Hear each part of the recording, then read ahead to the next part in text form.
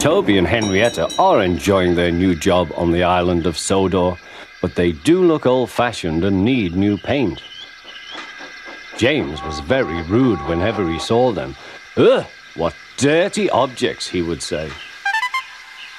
At last, Toby lost patience. "James," he asked, "why are you red?" "I am a splendid engine," answered James. "Ready for anything. You never see my paint dirty." "Oh," said Toby innocently, "that's why you once needed bootlaces, to be ready, I suppose." James went redder than ever and snorted off.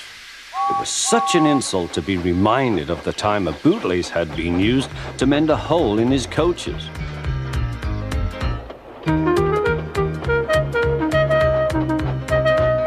At the end of the line, James left his coaches and got ready for his next train. It was a slow goods, stopping at every station to pick up and set down trucks. James hated slow goods trains. Dirty trucks from dirty sidings.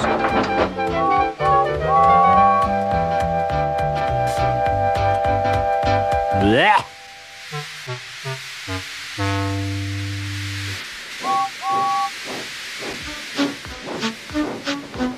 Starting with only a few, he picked up more and more trucks at each station till he had a long train.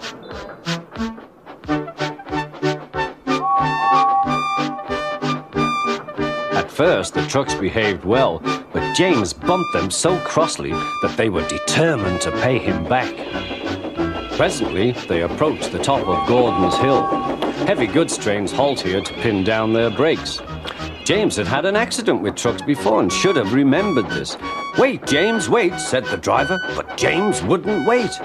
He was too busy thinking what he would say to Toby when they next met. The truck's chance had come. "Hurrah, hurrah," they laughed, and banging their buffers, they pushed him down the hill. On, yelled the trucks. "I've got to stop! I've got to stop!" groaned James.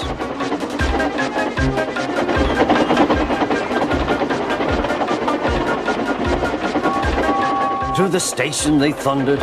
Disaster lay ahead.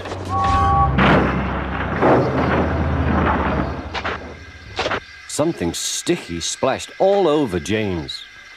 He had run into 2 tar wagons and was black from smoke box to cab. He was more dirty than hurt, but the tar wagons and some trucks were all to pieces.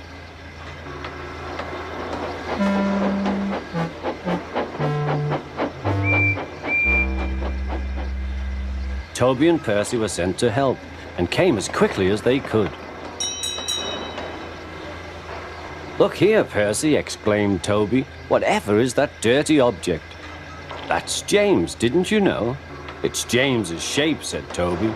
"But James is a splendid red engine, and you never see his paint dirty." James pretended he hadn't heard.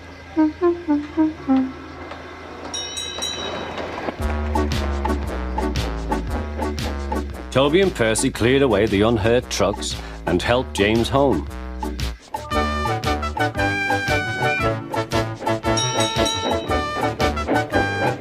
The fat controller met them. "Well done, Percy and Toby." He turned to James. "Fancy letting your trucks run away. I am surprised. You're not fit to be seen. You must be cleaned at once. Toby shall have a new coat of paint." "Please, sir, can Henrietta have one too?" said Toby. "Certainly, Toby." "Oh, thank you, sir. She will be pleased." All James could do was watch Toby as he ran off happily with the news.